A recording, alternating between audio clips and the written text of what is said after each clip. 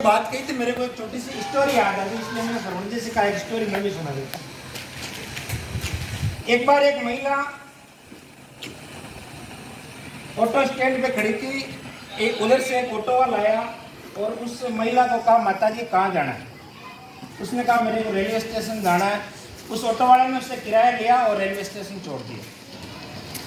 दूसरे दिन वही महिला उसी स्टैंड पे खड़ी थी, वही ऑटो वाला आया। उसने कहा, बहन जी कहाँ जाना है? बोले, मुझे रेलवे स्टेशन जाना था। उसने किराया लिया और रेलवे स्टेशन छोड़ दिया। तीसरे दिन वही महिला उसी स्टैंड पे खड़ी थी, उनका रोज रेलवे स्टेशन आना जाना होता था। तो वही ऑटो वाला आया, बोले, मैडम कहाँ जाना है? बोले, मुझे रेलवे स्टेशन जाना है। जब वो महिला ऑटो स्टैंड पे खड़ी थी और ऑटो में बैठने के बाद में जब वो रेलवे स्टेशन की तरफ जा रही थी, तो उस महिला ने उस ऑटो ड्राइवर से पूछा कि देखो भैया, जब पहले दिन मैं आई थी तो आपने मेरे को माँ कह के बतलाया था कि माता जी कहाँ जाना है।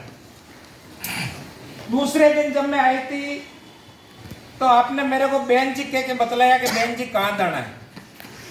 और आज जब मैं आई तो आपने मेरे को मैडम कह के बतलाया कि मैडम कहाँ जाना है। ऐसा क्यों? तब उससे ऑटो ड्राइवर ने कहा, देखो बात ऐसी है कि जब आप पहले दिन आए थे तो आपने साड़ी पहन रखी थी। मैं बाहर का आदमी हूँ वैसे तो, लेकिन मेरी माताजी भी साड़ी पहनती है, इसलिए आपको देख के मुझे मेरी माँ की याद आ गई, इसलिए मैंने आपको माताजी कह के पुकारा। दूसरे दिन जब मैं यहाँ आया था तो आप सलवार सूट में थी, मेरी बहन भी सलवार सूट पहनती है, इसलिए मुझे आपको देख के मेरी बहन की याद आ गई, इसलिए मैंने आपको बहन जी कह के पुकारा था।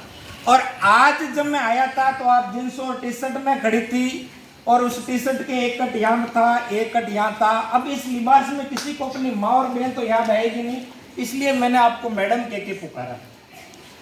मेरे कहने का मतलब है, इस कहानी का मतलब है, आप क्या करते हैं, आप क्या पहनते हैं, इसका बहुत फर्क पड़ता है। आजकल के ज्यादातर बच्चों में या यूं कहे कि तकरीबन हर इंसान में ये एक बहुत बड़ी गलतफहमी है कि जो मैं कर रहा हूँ उसका दुनिया पे कोई फर्क नहीं पड़ रहा है, दुनिया को कोई पता नहीं चलता।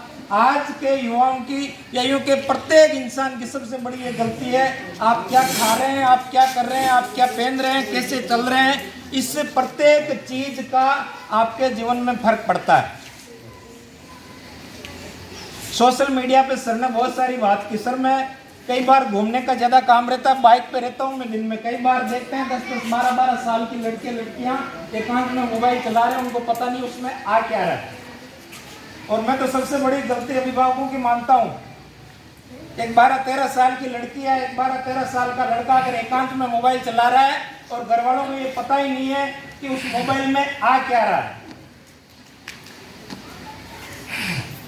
ज्यादा कुछ न बताते हुए, मैं दुनिया का कोई भी देखो, कोई भी मोटिवेटर, कोई भी किताब आपके घर वालों से बड़ा मोटिवेटर नहीं हो सकता। हम लोग ज्यादातर किसान परिवार से बिलोंग करने वाले आदमी हैं। आज भी गाँव से आते हैं, खेत से आते हैं, सुबह भी छोटा मोटा खेत में काम करके आते होंगे, घर पे काम करके आते होंगे। अगर आप अपने घर से प्रेरणा नहीं ले रहे, क्यों? क्योंकि आपके घर में कोई तो ऐसा होगा जो सिले हुए टाके लगे हुए कपड़े पहनता है, आपके घर में कोई तो ऐसा होगा जो फटे हुए जूते पहनता है, आपके घर में कोई तो ऐसा होगा जो साल में सबसे कम बाजार जाता है, आपके घर में कोई न कोई तो ऐसा होगा जब शाम की सब्जी खत्म हो जाती है तो छाछ में सूखी मिर्च मिला के खाता होगा, आपके घर में कोई तो ऐसा होगा जब शाम का भोजन कई बार सब्जी कम पड़ जाती है तो बिना सब्जी के काम चलाता होगा। अगर आप वहां से प्रेरणा नहीं ले रहे हैं तो मैं क्या, सर क्या, कोई भी दुनिया का कोई भी आदमी आपका कुछ भी नहीं बदल सकता। आपको प्रेरणा अपने घर से लेनी है।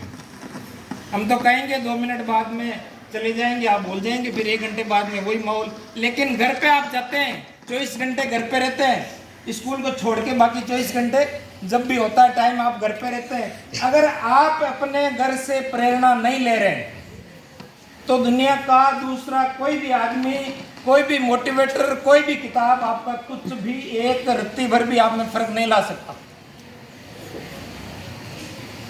इसलिए आप अपने 24 घंटे का रिव्यू करें। बोर्ड वाले जो बच्चे हैं उनसे एक बात बताना चाहूँगा, आप करते क्या, देखो कोशिश बहुत करते हैं, सारे बच्चे से कोशिश करते हैं, लेकिन आप क्या करते हैं, उस कोशिश को थोड़ी देर बाद भूल जाते हैं। बोर्ड वाले बच्चे क्या करते हैं, शनिवार को एक टाइम टेबल बनाते हैं, इतने time physics, chemistry, math, bio, political science, Hindi, geography जो भी पढ़नी है उसका एक शनिवार को टाइम टेबल बनाते हैं। हाथ खड़े करो भाई, मैं सही कह रहा हूँ? अरे सही कह रहा हूँ ना? शनिवार को आप लोग टाइम टेबल बनाते हैं, आपके संडे की छुट्टी होती है तो आप सोमवार को उसे लागू करने का प्रयास आपका रहता है कि सोमवार से मैं इस टाइम टेबल को प्रॉपर लागू करूंगा। सोमवार को आप उसको लगभग लागू करते हैं, मंगलवार को वो 70% पे आता है, बुधवार तक वो 20-30% तक आता है, बुधवार को तो पूरा खत्म ही हो जाता है। फिर 2 दिन शुक्रवार, गुरुवार और शुक्रवार आता है और शनिवार को आप लोग नए टाइम टेबल बनाते हैं। ऐसे करके महीने में 4 टाइम टेबल बनते हैं, लेकिन एक भी लागू नहीं होता। और ये हर बच्चे की कहानी है, जो बोर्ड वाले